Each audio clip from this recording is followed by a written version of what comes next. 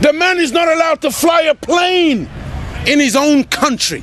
But you want to convince the world that this man is not only a threat to his neighbors, but he is a threat to the entire human family. You are a liar. Liar. And the people are intellectual cowards who sit down and suck up this filthy lie in order to justify evil against the Iraqi people who are dying by the thousands every day because of sanctions and other punitive measures which have been imposed by America, Britain, the European nations, and the so-called United Nations. If he was a man of peace, why the war Yes. with Iran? Brother, thank you for your speech. Oh, just 1 second, please. Sorry, if he was a man of peace, why the war with Iran? If he was a man of peace, why the war with Iran? Because Iran, at that time, was in a popular revolution of the people. Iran at that time was getting rid of a dictator placed there by America and Britain. They were getting rid of the Shah that America and Britain had put on a peacock throne in that region. And the Ayatollah was returning home to be the leader of a popular revolution of Islam to make Iraq. And then America and all of her allies financed Saddam Hussein, gave him $80 billion and gave him weapons to attack Iran in order to destroy the popular revolution. Saddam was their friend then. He was in bed with them then. But you still think it's the Iraq and Saddam. No, you got to look at the paymaster. You got to look at the Satan behind all the wars. And over 1 million Muslim young men lost their lives in that war. But that was what was financed by America. So you need to get your facts right, and you need to know what's really going on. Yes, sir. I want to know, sir, why the Europeans are so insecure about the other people? I mean, what's right about Iraq can get a nuclear? It's a very intelligent question. Where they go, they kill people. It's a very intelligent question. Very intelligent question. And the question is, why are the Europeans so insecure about other people in the world? And why do you, after everywhere you go, you gotta kill and murder the rest of the people of the human family? Your history is written in the blood of the black, the brown, the yellow, and the red. Why are you so insecure? Do you know what brings about insecurity? Beyond the mains. What brings about insecurity is when you have a false concept of yourself. And the false concept of self is white supremacy. They believe that they are better because they are white. And as a result, see, when a man has that kind of silly mentality, Hitler had the silly mentality that the white man, the Aryan, is superior. So then at the Olympics, Jesse Owens kicks up all the Aryans. Hitler is outraged. He's angry. That's very simplistic. Yeah. Well, you need it to be simplistic. You need it to be extra simplistic. You see, they can't even take The reality, I know they can't handle. You know, look, when you take a brick and you hurl the brick among a pack of dogs, only the dog who gets hit yelps. Think about it. You hear a lot of barking. A dog just got hit by a brick. No teeth. It's very simplistic because it's not complicated. The white man pushing white supremacy. That's why they would cut off our penis when they would lynch us. Penis envy.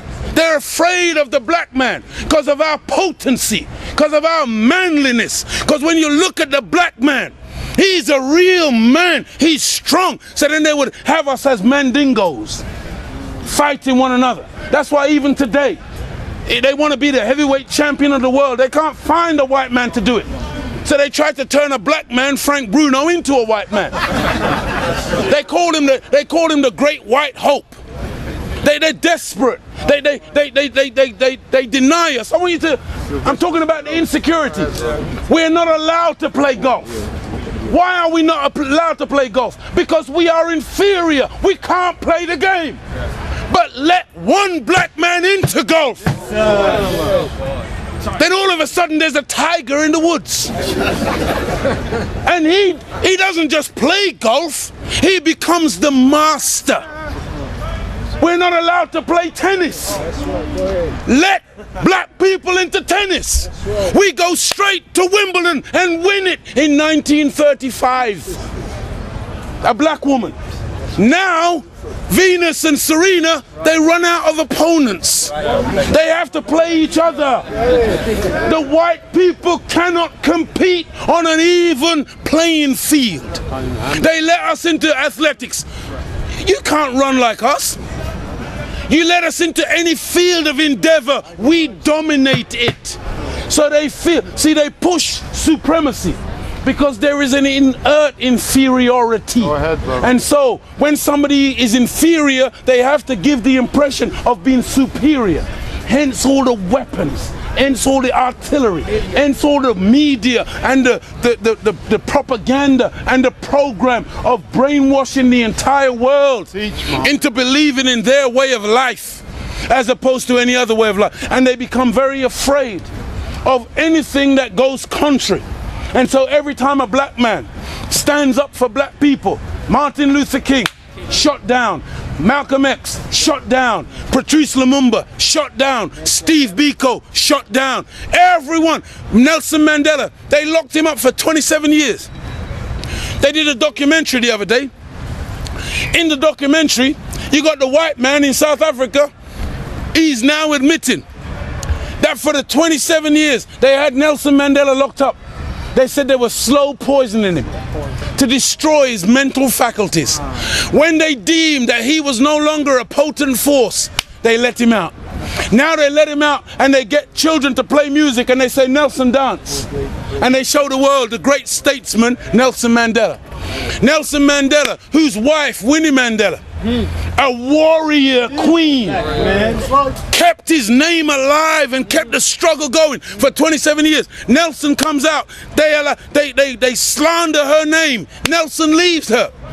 Now they target Winnie, because Winnie, when Nelson came and shook Margaret Thatcher's hand, went and shook Reagan's hand, Winnie said, I'm not shaking their hand.